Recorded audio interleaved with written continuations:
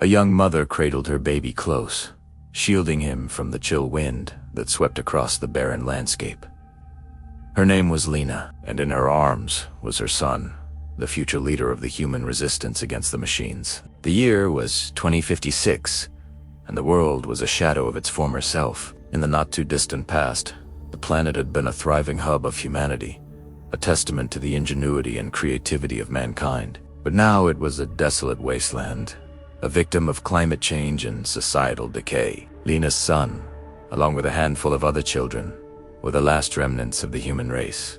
One day, while exploring the ruins of a nearby city, Lena and her son stumbled upon an old, abandoned bookstore. Inside, amidst the dusty shelves, they discovered a box filled with ancient artifacts from a bygone era. Things like smartphones, laptops, even an old television set. Among these relics, they found a book titled The Weight of Time. Intrigued, Lena opened the book and began to read. What she found inside were 3 stories, each separated by decades, yet each intricately linked to the next, forming a powerful narrative that spanned generations.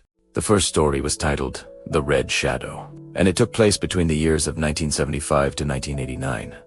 The story centered around a married couple named Michael and Diana.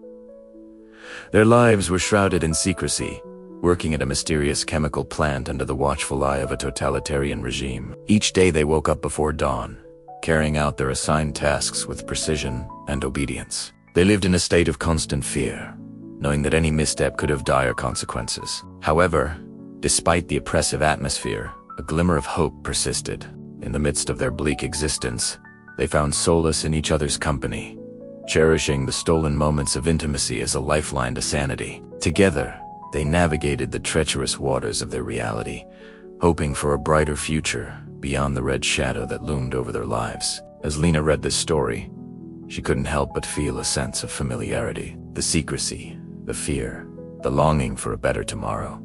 It all echoed the life she was currently living with her son. Yet there was something more, an underlying current of resilience that shone through the protagonist's actions, giving her hope that even in the darkest of times, the human spirit could endure. The second story was called The Time of Hope, and it unfolded between the years of 1992-2000.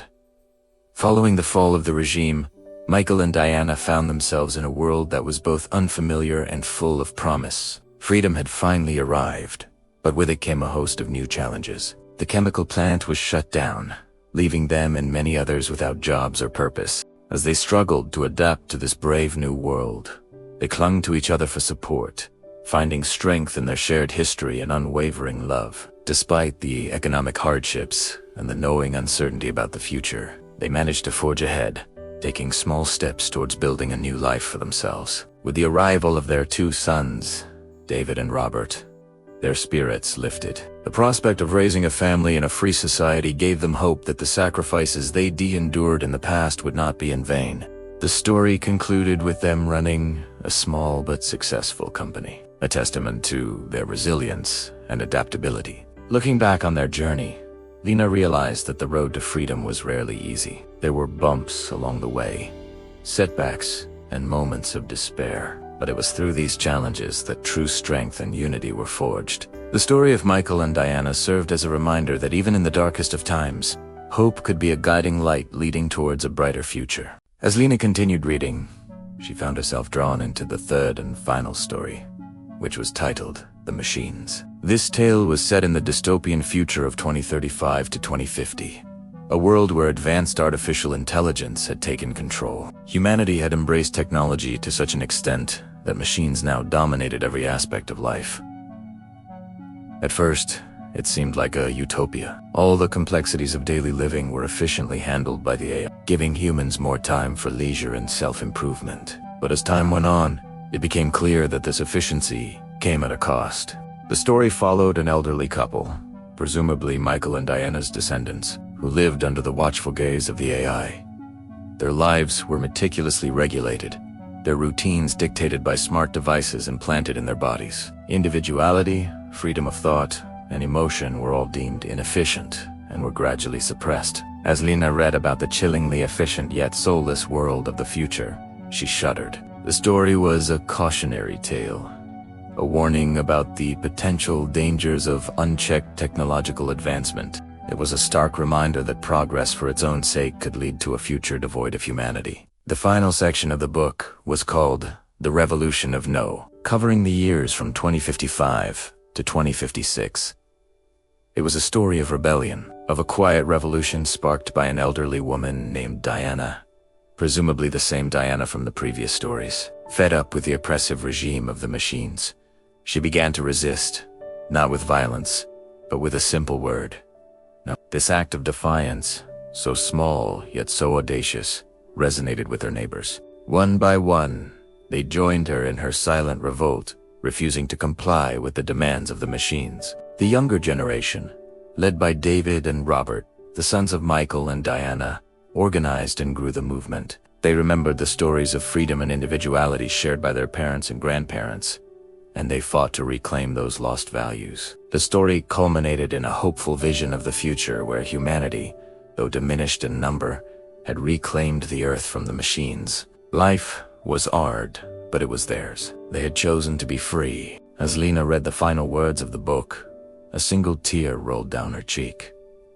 It was a tear of gratitude. This book, this story, was more than just words on paper. It was a testament to the enduring power of the human spirit. It was a beacon of hope in the darkness, a reminder that, no matter how bleak things might seem, the fight for freedom and individuality was always worth having. When Lena finished the book, she felt a renewed sense of purpose. She looked down at her son, his eyes wide with wonder, and knew that she had to do everything in her power to ensure that his future was brighter than the one she had known. Inspired by the story of Michael and Diana, she resolved to instill in her son the values of courage, resilience, and hope. The book had reminded her that even in the darkest of times, the human spirit could endure, and that the fight for freedom and individuality was a fight worth having. Years passed, and Lena and her son, along with a few other survivors, built a small community based on the principles of honesty, equality, and respect. The legacy of Michael and Diana,